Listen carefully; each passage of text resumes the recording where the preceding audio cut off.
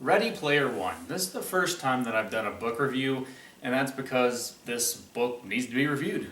I've read it 3 times now, and I'm gonna go ahead and explain this book to the uninitiated, so this is spoiler free.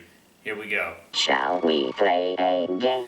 I liken Ready Player One to Willy Wonka and the Chocolate Factory meets The Matrix and Da Vinci Code, all taking place in the future but set in the 80s. If you're intrigued, you should be, because Ready Player One takes place in a dystopian future. Humanity is pretty much screwed at this point, no chance of survival.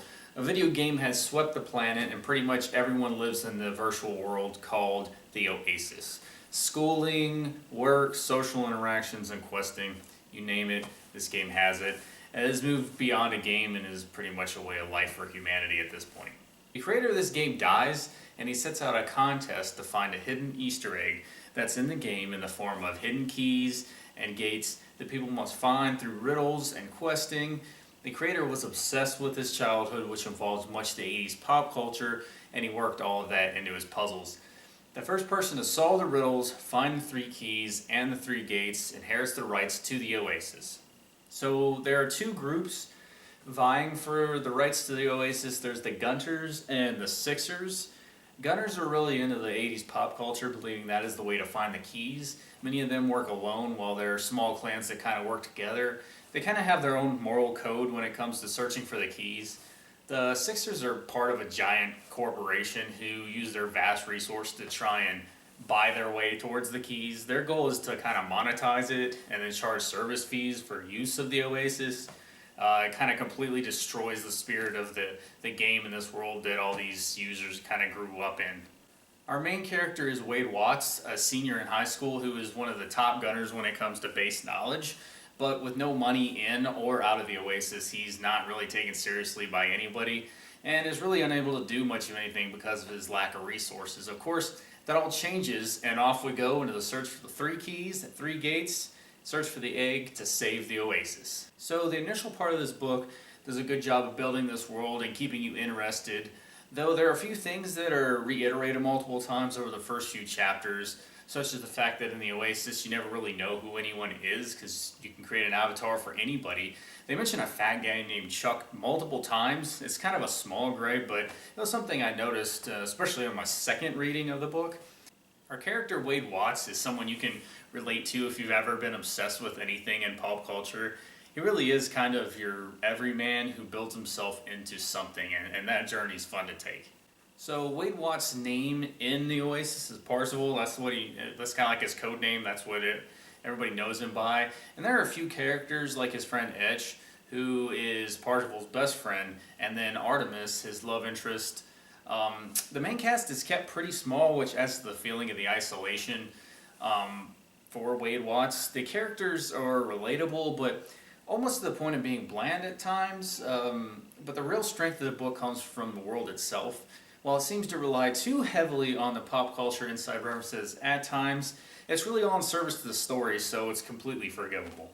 The pacing for the most part is consistent. There are a couple lulls that bring back the hunt for the egg, but it's mostly in service to add more to the characters, particularly Wade and Artemis.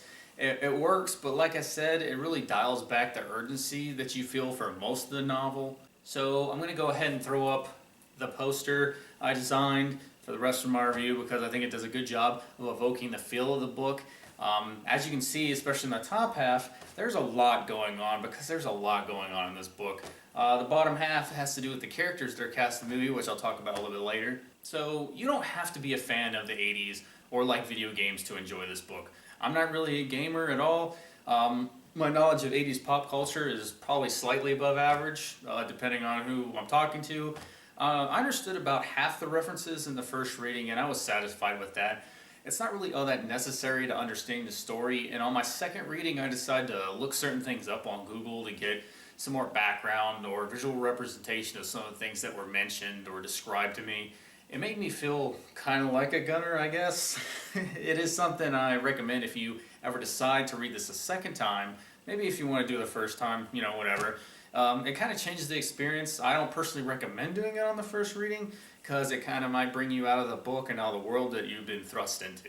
So Ernest Cline is the author, who also happens to have written the screenplay of one of my favorite movies. It has developed a little bit of a cult status over the years, Fanboys, which I may do a review of separately because it's also worth talking about. But as much as Ernest Cline loves Rush, I expect to see at least one song in the Ready Player One movie. I mean, check out this scene from his movie Fanboys.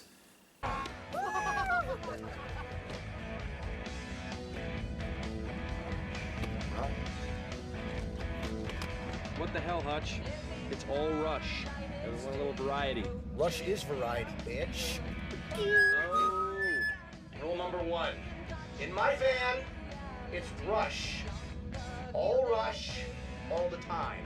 No exceptions. Yeah, all Rush, all the time. I did a trailer on YouTube years ago and is currently around 140,000 views at the time of this review. Biggest thing on my page by far. I just wanted to put some content out there after reading the book because there really wasn't much out there at the time. I'm happy that so many people enjoyed it. Of course, now we have a movie being made and it's being handled by one of the greatest directors of all time, Steven Spielberg.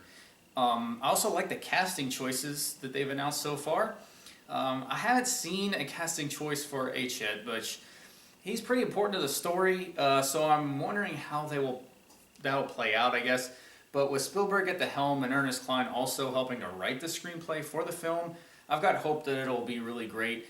And it'll be really interesting to see how the film will play out in comparison to the book. I will judge it as a completely separate thing, but you know, it's always nice to have some material to pull from.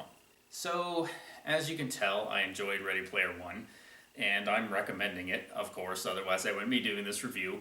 There's always something relaxing and engaging about reading a novel. It's a far different experience from a game or a movie, especially if you have the actual book in your hand, flipping the pages, it's good stuff.